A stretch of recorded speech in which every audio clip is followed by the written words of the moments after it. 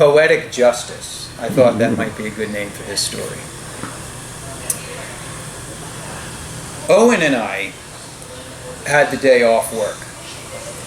Owen and I were friends, we were co-workers, and we were roommates.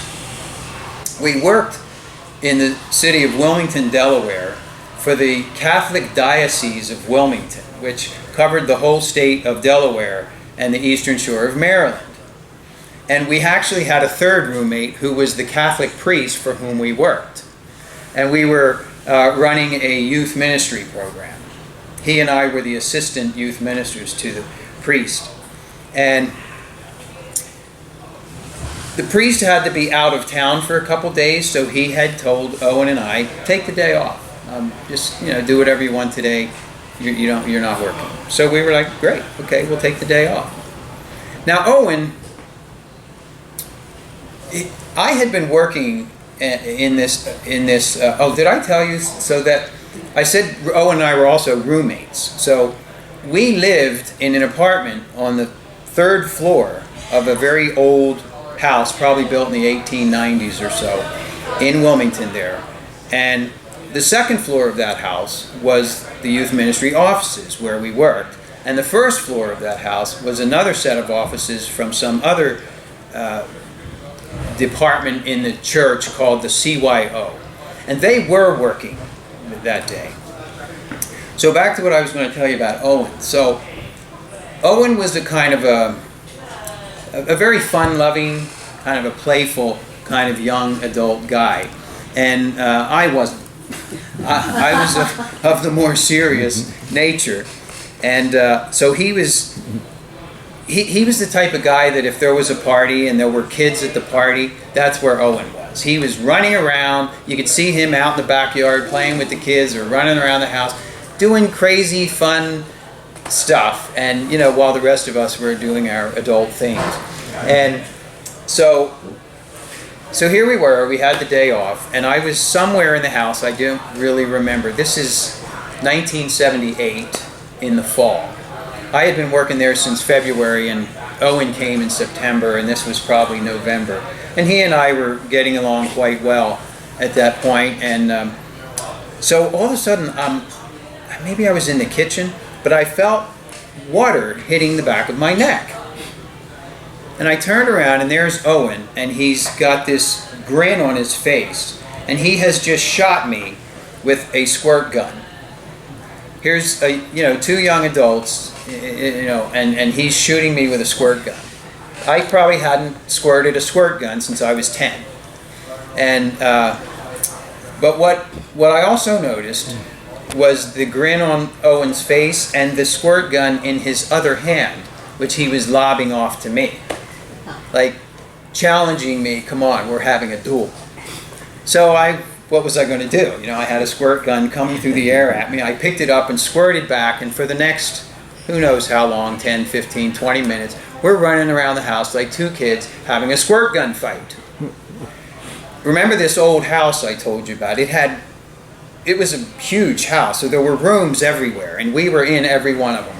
I only wonder what the people on the first floor were thinking, who were working in their offices while we were running all over the second and third stories.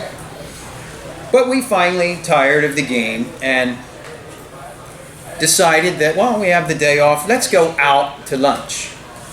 So we decided to go hop into it wasn't our car, it belonged to the youth ministry, but it was this great big black station wagon that was wide and long, and we used it to carry a lot of equipment back and forth on the retreat programs that we ran for the job.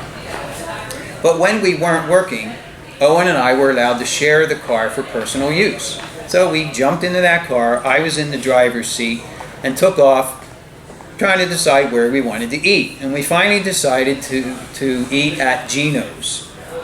Now in Wilmington, Delaware, it was called Gino's. You all would probably recognize the Gino's if you saw it as a Kentucky Fried Chicken, KFC. Because when I came to San Diego, moved to California years after that, and I saw the KFC restaurants, that's what you can call that, the fast food joint. It looked exactly like the Geno's from home. Colonel Sanders is up on the roof with the big bucket of chicken, and I don't know why they were called Geno's in Wilmington, but that's what they're called. So we decided on the Geno's. Now the Geno's sat on the corner of Pennsylvania Avenue and DuPont Street. Pennsylvania Avenue being like not a normal small city street, but kind of like a large thoroughfare. Probably 2 lanes in each direction maybe. I wouldn't really call it a highway, but a major street going through the city. We pulled down Pennsylvania Avenue and turned into the parking lot of Geno's. Got out of our car, went inside the restaurant, ordered our food, and were sitting eating. About 3/4 of the way through our meal, we felt water hitting us on our faces and necks. Now remember, this was 1978. Owen had one of those great big afro hairstyles, and I could literally see water droplets landing in his hair and little ice crystals landing in his hair. Of course, the first thing we're doing is we're looking up. We don't see anything dripping, so there wasn't anything that way. We're trying to figure out where this is coming from. What is this? Looking around, and finally our eyes land on 3 guys sitting at a table about like from here to where you 3 are, from us, spitting ice and water at us through their straws from their drinks. We're looking at each other. We're sitting here like, what are these guys doing? And they've got these smirks on their faces. And we were trying to figure out, we literally had this conversation, are they trying to play with us? We don't know them, they don't know us. Are they trying to play with us? Or are they trying to start trouble with us? It wasn't the actual best part of town right there where we were. And in my years growing up in Wilmington, in this area of town, I had run into people trying to start fights with me in the past. And so we were in that part of town, so I thought, I don't trust it, and neither did Owen. So we decided, we're almost finished with our meal anyway, we're going to get up and leave. Now, those guys were between us and the door to go out to the car. And we didn't think it was going to be a great idea, if we're trying to avoid a confrontation, to walk right past these guys. So we went out the front door, which goes out onto Pennsylvania Avenue, the bigger street, and walked around the restaurant and into the parking lot. Got in our car, I driving again, and took off. Now we had to turn right out of the parking lot, down Pennsylvania Avenue. And I remember, I don't know if you remember, I told you that DuPont Street was the cross street there, and there was a traffic light. The light was red. We were about 3, maybe 4 cars back from the red light. And the street had no shoulder, so we were in the right lane, which was right alongside the curb, exactly alongside the curb. You'll see why I'm telling you that detail. So as we're sitting there at the red light, Owen and I noticed 2 things. First, those same 3 guys from the Geno's are standing at the traffic light. And they're eyeing us. So we're like, whatever they tried to start inside there, they're going to try to continue here because we didn't bite. We're like, dang, what are they up to? And then we notice a second thing.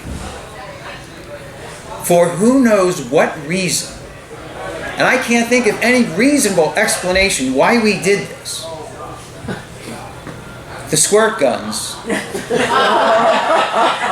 were sitting on the floorboard in front of Owen's feet. We're like, why did we bring those? But, wow. Those guys were just squirting ice and water at us with straws. What are the chances that we have squirt guns?